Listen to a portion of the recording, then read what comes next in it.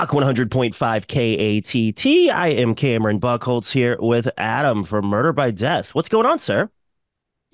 Just out on the road. I'm in Baton Rouge, Louisiana, and I just got to have 2 nights off in New Orleans, so I'm very happy.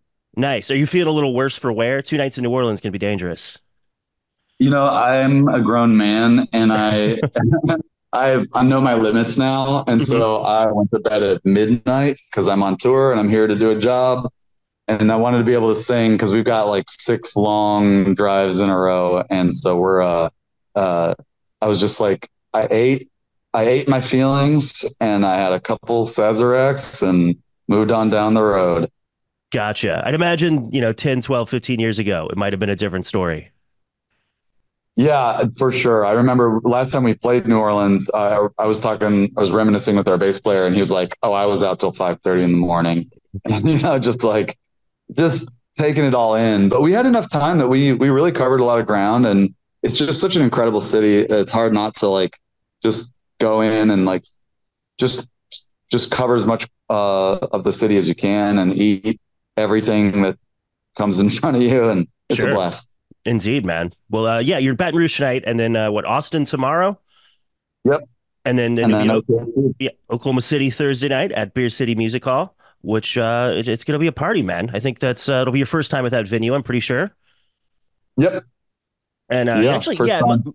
must be because I think it's been like 5 years since you played Oklahoma City, which obviously the pandemic had a lot to do with that, probably, but still a decent amount of time since you've been here.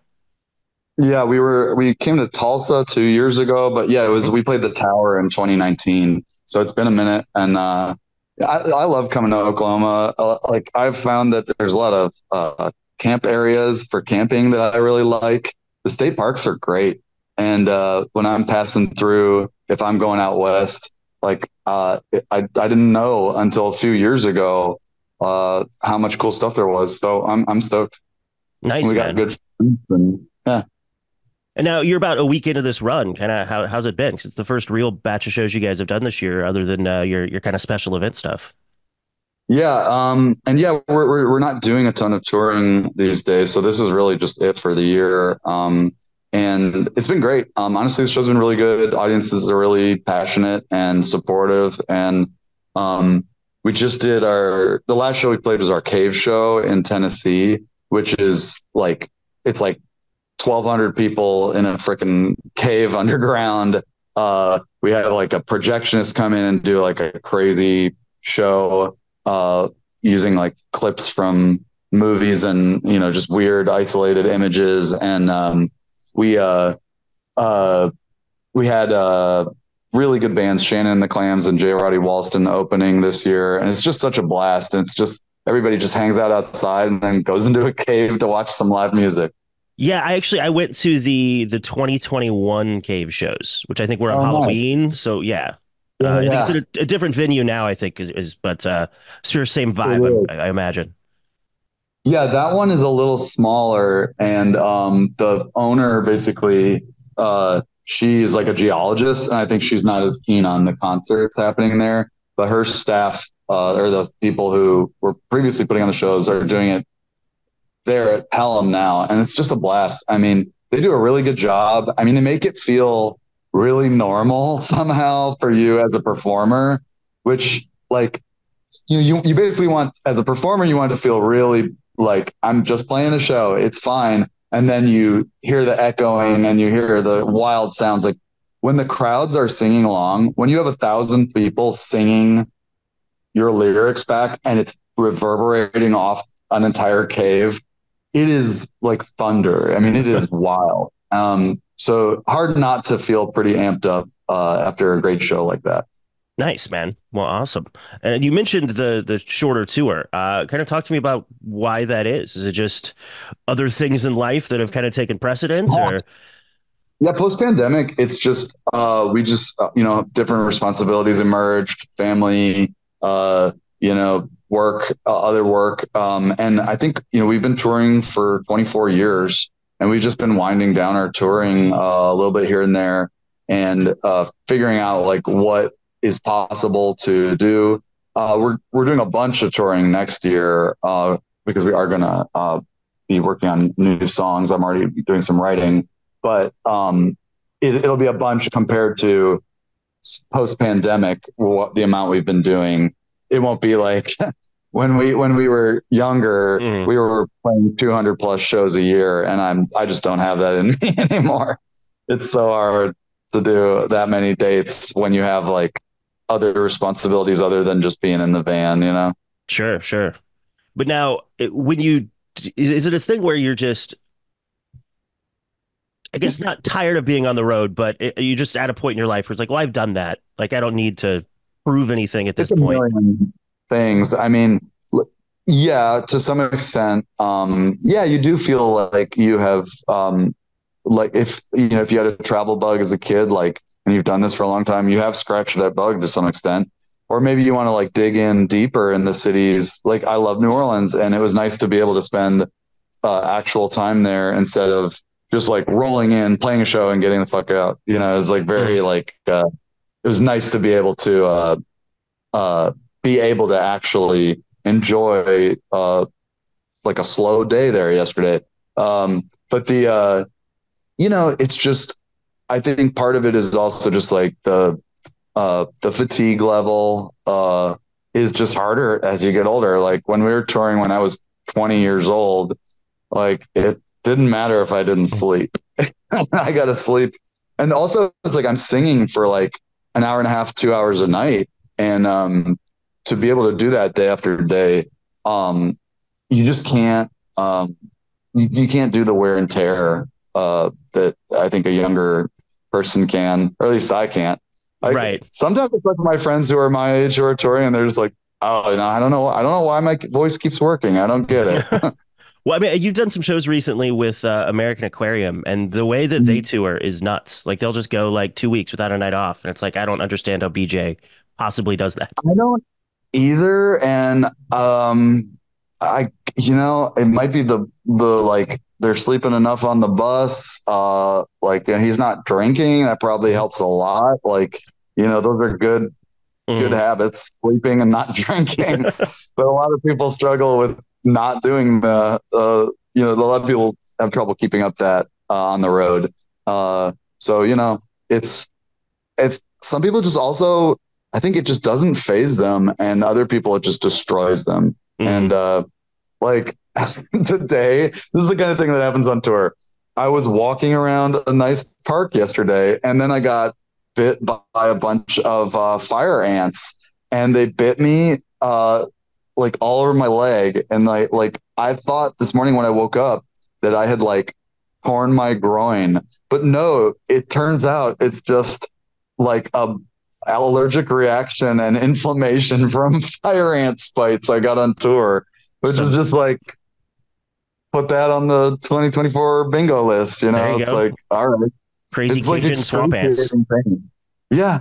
So it's like, just like totally silly thing to happen, but you just roll with it, and you show up and you play the gig and you move on. And one day, like, you know, you're either not hurting anymore, or your back hurts because you've been driving for 7 hours a day, and now Sure. you're more worried about that. And you get so charged up by the gig though, the Hmm. endorphin of performance kind of knock you out of those things. And then for that time period, you sort of snap into position and you just do your thing.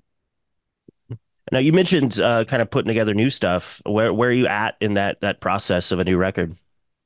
I've written a bunch of songs, and we are taking a month off after this tour, and where I hope to write a bunch more songs. And then we're getting together and doing a bunch of like week-long sessions with the band where we will flush those out, and they will add all their parts and feedback. And basically that's the part where I present them the songs and hope that they don't hate them or like, you hope that they get excited by them and they're like, ooh la la, and that there's something there. And, you'll scrap a few, you'll work on a few, and maybe they're not as exciting as you thought. Some of them might turn out totally different or better than you pictured. It's like a really interesting process because at the point that I have them, I've got 8 songs that I can play all the way through on a guitar, but they might sound nothing like that after we work on them together. And it's the excitement of creating. You know, it's that you don't really know how it's going to end up. And then we'll go into the studio and we might get a wild hair and it might change even more when we record it. And it's it's really a joyful part of the process is like making something out of nothing. It's kind of the best part of what we do. Seeing something start as a seed and come to fruition. And there's so many kind of layers to a lot of your songs that I'd imagine they can change massively with once Oh you know yeah. you start adding the strings and all the other different multi instrument stuff and it, Yeah, it can get a little baroque at times. Yeah. And like there's times where I think I wrote a line to be my vocal melody. And then I realized like, no, that's what the strings should be doing. And so like what I thought was going to be the part that people would sing along is actually, a violin and a cello playing it. And it sort of shocks you that you didn't think of it earlier, but you're making it up as you go along. You don't know how it's sure. going to happen. Yeah, I mean, I imagine it feels a lot different when it's just you and a guitar versus in the room with everybody else. It's so much more boring, honestly. So like one of the things I try to do is like, can this be interesting with just a voice and a guitar? If so, that's a good sign Sure. because you know that once you've got more character coming in from the other performers and like nuance, that it's going to get that much more interesting. So it's not a bad technique, but like a lot of songs aren't meant to be solo performed, and like the excitement comes from the contrast of the instruments. So it's I'm very excited to see where we're at, uh, in August after we've set it down together, and like these songs are going to feel totally different to me. And now it's going to be your 10th record, which might seem kind of crazy, right? That you guys have put out that much music over the years. Yeah, it'll be a 10th full length of originals, Mm-hmm. but we've also done What, a four? Christmas album and three full length covers albums and also three or four EPs. Mm-hmm. So and like something like 15 7 inches. So it's like, when I think about how many releases and songs are out there, yeah, it's crazy. It's a lot of material. We, I know there's bands that are even crazier about it. But it's, it feels like it's the right time. It's time to be writing again. So I try to just like reflect on that and just say, well, I'm still feeling productive. Let's get some writing done. Nice. Now, one thing I noticed that of all the stuff you guys have put out, you guys have never done a proper live album. We just recorded the Cave Show on Saturday, Okay. and that's the plan. Okay. I'm literally I was gonna send off the hard drives to the guy to mix them now, but there's no UPS store or anything near where we're at, so I missed the post office, so now I'm going tomorrow. But yeah, we are hoping to be hearing mixes, in the next couple weeks. So Nice. um, yeah, it's one of those things where I'm kind of glad we didn't do it. But yeah, we're planning on like a small release of it just because um I don't want it to like overshadow new, original content, Hmm. but it'll be there for the people who are interested in hearing it. And yeah. Yeah, it seems because you guys are such a just prolific live bands in my mind that Yeah. it was interesting to me that you guys have never done that. But Back in yesteryear, we did a live DVD in like 2009, okay, probably. I don't remember that, but that Yeah, makes sense. it was Uh, of the era. gotcha. Yeah. Well, was that when you were on? Was it DVR? Like, or what was that label that you were on at that point? I think that did. This is just I self-released it Okay. through our like web store, actually a lot of people bought it, and it's just that like nobody's doing like DVDs anymore, you know. Right, right. Unless you've got maybe there's not even that. I don't know that any bands do live concert films kind of at all. Like even like Netflix or something doesn't really put that out. It's kind of wild, but yeah, it's just, yeah, I think, yeah, it's not really sometimes the industry changes so much. And I mean, being a band for 24 years, every once in a while we stop and we reflect on like how crazy like bands didn't always have websites when we started. You know, Right. it's like the internet was a pretty significant technological change. Like I didn't have a cell phone when we were first touring. Nobody had Hmm. cell phone. Like, Sure. it's just crazy. Like just if you're of a certain age, you lived in the like the between times. Hmm. Like it's funny. Well, I mean, I think I first started listening to your band. I remember listening to, I think it was Killbot 2000 on like pure volume over and over. Yeah. Like it was when you had like Like three songs on MySpace and like three other songs on pure volume. and I remember the name of that, but like I didn't even know what that was because our house we didn't have good enough computers to use the internet.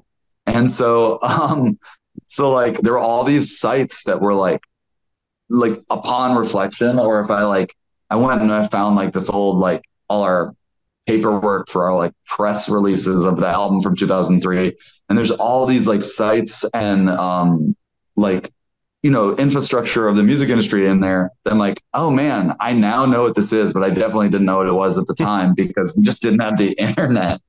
And it's like just funny to me because we're just like college kids and we had like crappy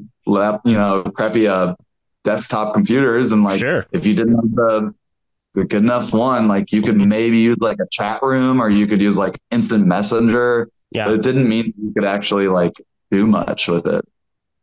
Yeah, it's crazy to think back on all that stuff. But Adam, thank you so much for taking the time. And Thank you. we'll see you Thursday night there at Beer City Music Hall. And yeah, looking forward to the live record and a new record probably next year or whatever. And stoked for the show Thursday. Thanks a lot. Appreciate you.